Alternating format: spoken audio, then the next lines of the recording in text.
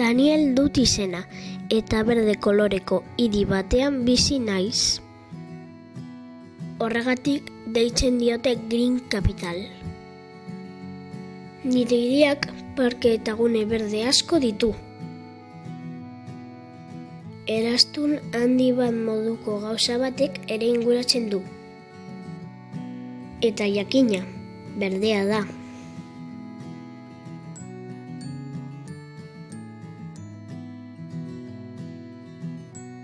Duela egun batzuk gaixotu nintzen, eta ospitalera etorri behar izan nuen, baina dagoeneko primeran nago. Hemen ere bada eskola bat gaixotasuna ahazten asko laguntzen didana. Gainera, ospital honetan badira euskaraz hitz egiten duten pertsona asko. Eta horiek ere pilo bat laguntzen digute. Oso oroimen politak ditut. Kaixo, Daniel, estarria begiratuko dizut. Ireki hau mesedez. Ez da oso atsegina, baina jasan daiteke.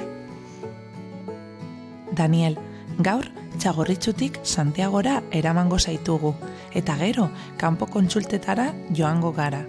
Ikusiko duzu, bai politak direla.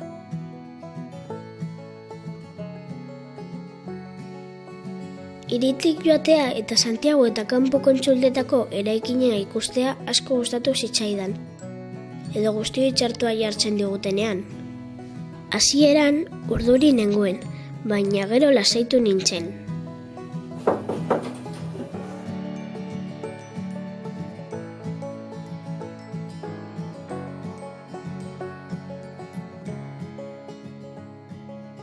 Kaixo, Daniel, bakizu nor naizen, ezta? Alta ematera etorri naiz. Orduan, jadanik etxera joan zaitezke. Oso ondo zaude, eta horrela jarraitzea espero dugu. Benetan zure falta nabarituko dugu.